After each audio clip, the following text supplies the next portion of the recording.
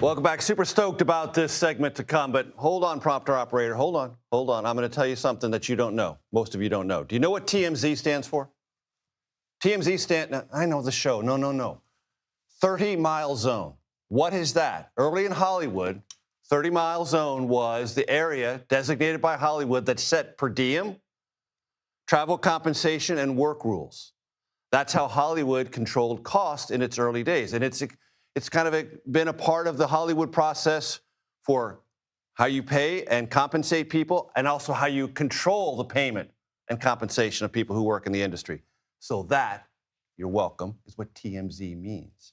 Over the last couple of months, TMZ, you know what it is, it's a TV show, thrown its hat into the DC journalistic fray, expanding its presence on Capitol Hill. Take a look for yourself. Why don't you broker a deal right now with TMZ? Say we pass ICE funding, but no more masks, and you have to have a search warrant. Deal or no deal? How are you feeling today? You feeling all right?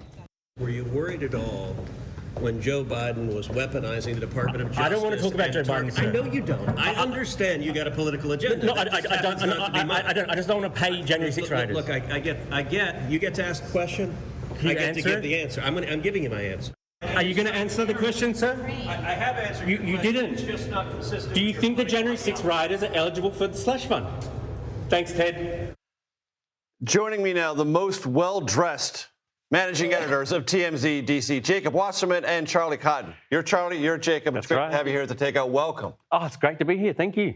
So what is the TMZ approach on Capitol Hill? What is your secret sauce, Charlie? We want to hold members of Congress accountable, primarily. We want greater transparency in DC, just like everybody else does. But we also want to sort of like see these people as people rather than politicians as well. A lot of America isn't well acquainted with the politicians who control their lives. So some of the battle is kind of introducing them.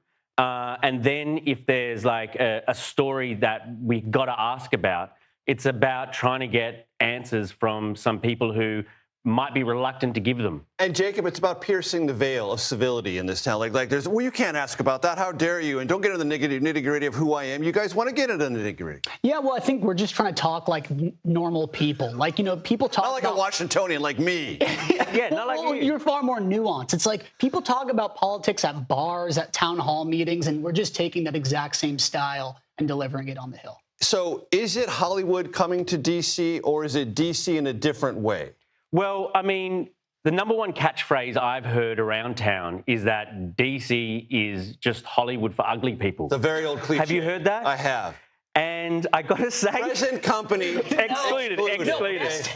Come on. This is my moneymaker right here, okay? But I will say... Not much money, but it's... Politicians want to be famous more than famous people. Right. Which helps our cause. And also, we have an audience which isn't as politically minded as, say, you know, your show or other shows. You've learned some diplomacy already. Yeah.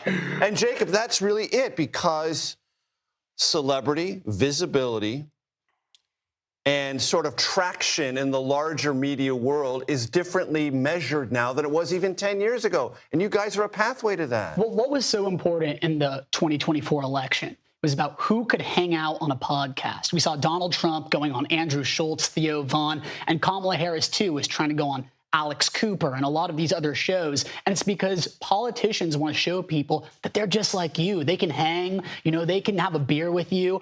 And now they can have, instead of going to a podcast studio and taking a lot of time out of their busy schedule, they could just talk to me and Charlie on the Hill, which takes no more than 2 minutes out of their day. And I think really is able to land with people in their district and across the country. Do you have your credentials yet? Yes. All right, that's good. You got your credentials. Good. Oh, it's amazing to have credentials. So now you get to walk around. You get to all the spaces. Yeah. All right. So walk me through a morning conversation at TMZ. Is there a time when you say routinely, most of the press corps isn't even going to go after that, but that's a hook story for us. We're going in that direction. Yeah, I think we have a different perspective on what is news today than a major network. But I also think there are some glaringly obvious stories that you've got to talk about, which are very much in the news. So we will just kind of like, we want almost the intersection of politics and pop culture sometimes. Hello, that's what Hello. the takeout is. Hello. So yeah, we've been finding that a lot. And when you have traveled around Capitol Hill, are you recognizable to members yet, Jake? Yes. It's at the point now where people are coming up to us and they're saying, we want to talk about X, Y, Z, or I saw this, like, let's talk to my person. We get that all the time. Right. Are the things that they want to talk to you about, like, super boring?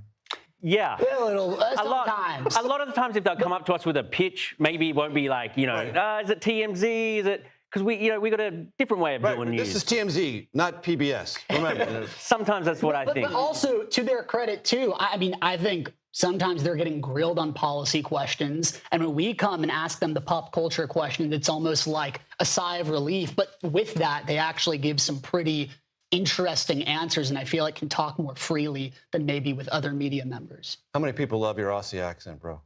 All of you. It's Every single one of you. It's actually incredible. Because it's like if I'm filming with someone and I'm like, oh, I get to go in the elevator with you, it doesn't land. But if he's like, oh, I get to go in the elevator, it sounds more genuine. You know, it just sounds like more genuine. I'm not listening to my executive producer. What did you just say? Gotta go? Oh, we gotta go. No, sorry. Charlie. All right. Thank you very much for having us, mate. Garrett, thank you. Appreciate you. Awesome. You'll Thank come you. back.